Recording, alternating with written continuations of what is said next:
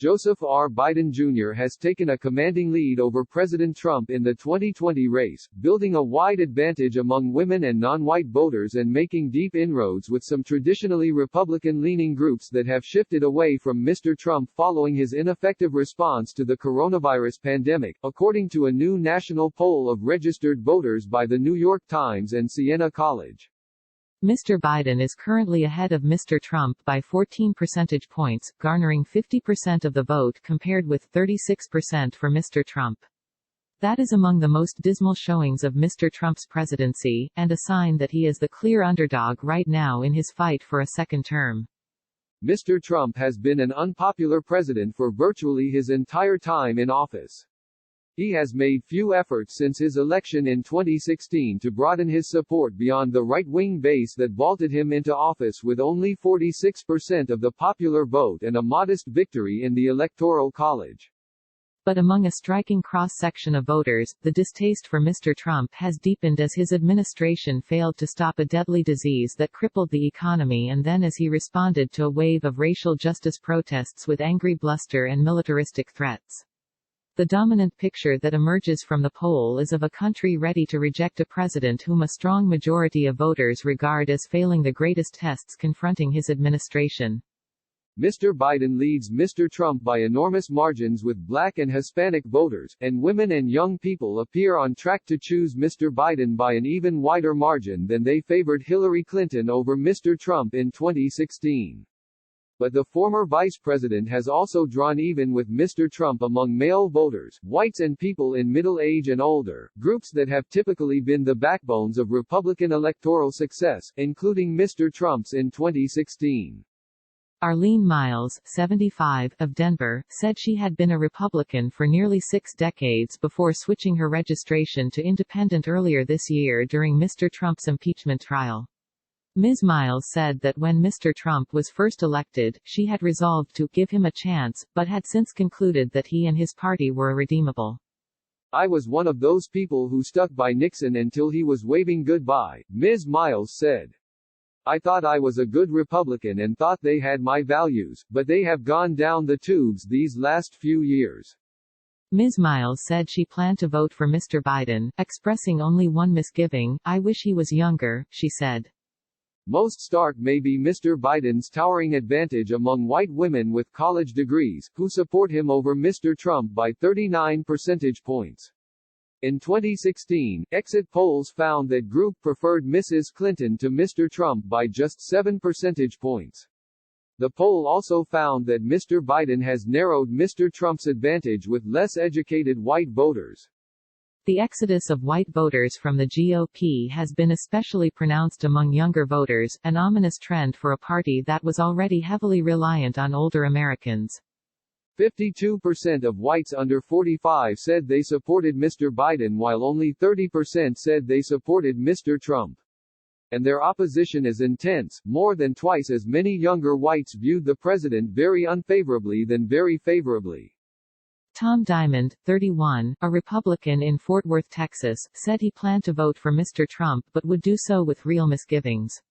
He called the president a poor leader who had mishandled the pandemic and said Mr. Biden seemed like a guy you can trust. But Mr. Trump held views closer to his own on the economy, health care and abortion. Part of you just feels icky voting for him, Mr. Diamond said. But definitely from a policy perspective, that's where my vote's going to go. Some unease toward Mr. Trump stems from voters' racial attitudes. According to the poll, white voters under 45 are overwhelmingly supportive of the Black Lives Matter movement, while older whites are more tepid in their views toward racial justice activism. And nearly 70% of whites under 45 said they believed the killing of George Floyd was part of a broader pattern of excessive police violence toward African Americans rather than an isolated incident. What's striking, though, is that even among white seniors, one of Mr. Trump's strongest constituencies, he has damaged himself with his conduct. About 2/5 of whites over 65 said they disapproved of Mr. Trump's handling of both the coronavirus and race relations. Mr. Trump retains a few points of strength in the poll that could offer him a way to regain a footing in the race, and the feeble condition of his candidacy right now may well represent his low point in a campaign with 4.5 months still to go. His approval rating is still narrowly positive on the issue of the economy, with 50% of voters giving him favorable marks compared with 45% saying the opposite. Should the fall campaign become a referendum on which candidate is better equipped to restore prosperity after the pandemic has subsided, that could give Mr. Trump a new opening to press his case.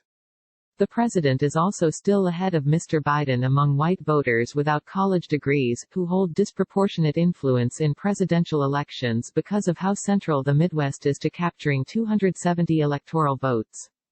Yet if Mr. Trump still has a significant measure of credibility with voters on the economy, he lacks any apparent political strength on the most urgent issues of the moment, the pandemic and the national reckoning on policing and race.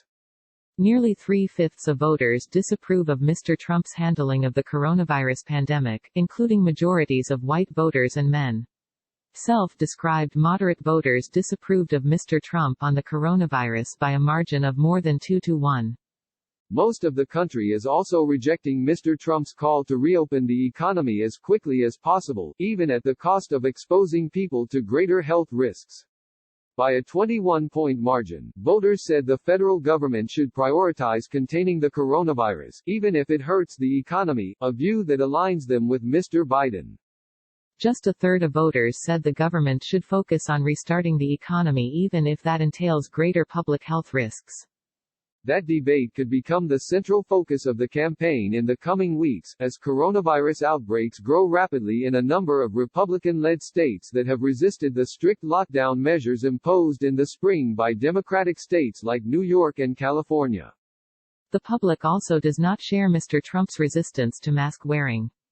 The president has declined to don a mask in nearly all public appearances, even as top health officials in his administration have urged Americans to do so as a precaution against spreading the coronavirus. In the poll, 54% of people said they always wear a mask when they expect to be in proximity to other people, while another 22% said they usually wear a mask. Just 22% said they rarely or never wear a mask. Mr. Trump's job approval on race relations was just as dismal. 61% of voters said they disapproved of Mr. Trump's handling of race, versus 33% who said they approved. By a similar margin, voters said they disapproved of his response to the protests after the death of Mr. Floyd. Mr. Trump has sought several times in the last month to use demonstrations against the police as a political wedge issue, forcing Democrats to align themselves squarely either with law enforcement agencies or with the most strident anti-police demonstrators. The poll suggested most voters were rejecting that binary choice, as well as Mr. Trump's harsh characterization of protesters. Large majorities said they had a positive overall assessment of both the Black Lives Matter movement and the police. The picture of Mr. Biden that emerges from the poll is one of a broadly acceptable candidate who inspires relatively few strong feelings in either direction. He is seen favorably by about half of voters and unfavorably by 42%. Only a quarter said they saw him very favorably, equaling the share that sees him in very negative terms. Mr. Trump, by contrast, is seen very favorably by 27% of voters and very unfavorably by 50%. Harry Hoyt, 72, of York County in southern Maine, said he has sometimes voted for Republican presidential candidates in the past and cast a grudging vote for Mrs. Clinton in 2016. He felt better this time about his plan to vote for Mr. Biden. Biden would be a better candidate than Trump, simply because he's a nice person, Mr. Hoyt said. One of the most important things to me is the character of the man in charge of our country. Significantly, one group that saw Mr. Biden as far more than just acceptable was black voters. 56% of black respondents in the poll said they saw Mr. Biden very favorably, a far more enthusiastic judgment than from any other constituency. The limited passion for Mr. Biden among other Democratic constituencies does not appear to be affecting his position against Mr. Trump. Though only 13% of people under 30 said they had a very favorable opinion of the former vice president, that group is backing Mr. Biden over Mr. Trump by 34 percentage points. Nicholas Angelos, a 20-year-old voter in Bloomington, Indiana, who said he supported Senator Bernie Sanders in the Democratic primaries, said he would vote for Mr. Biden as the lesser of two evils. He said he believed the former vice president would try his best, in contrast to Mr. Trump, whom he described as an autocrat and anti-science. We all have to compromise, said Mr. Angelos, who described himself as very liberal. He added of Mr. Biden, "I don't think he's anything special." For the moment, voters also appear unpersuaded by one of the primary attack lines Mr. Trump and his party have used against Mr. Biden, the claim that, at age 77, he is simply too old for the presidency. Mr. Trump, 74, has mocked Mr. Biden's mental acuity frequently over the last few months, and his campaign has run television advertisements that cast Mr. Biden as absent-minded and inarticulate. But 3 in 5 voters said in the poll that they disagreed with the claim that Mr. Biden was too old to be an effective president. The percentage of voters who agreed, 36%, exactly matched Mr. Trump's existing support in the presidential race. Lindsay Clark, 37, who lives in the suburbs of Salt Lake City, was among the voters who said she would probably vote for Mr. Trump because she was unsure Mr. Biden was, physically and mentally, up to the task of being president. But Ms. Clark expressed little admiration for Mr. Trump, whom she called unpresidential. Ms. Clark, who voted for a third-party candidate in 2016, said she was hard-pressed to name something she really liked about Mr. Trump, eventually settling on the idea that he expressed himself bluntly. "I was just trying to think if I could think of something off the top of my head that I was like, yes, I loved when you did that," she said of Mr. Trump. "And I kind of just can't." Here are more results and the methodology for the poll.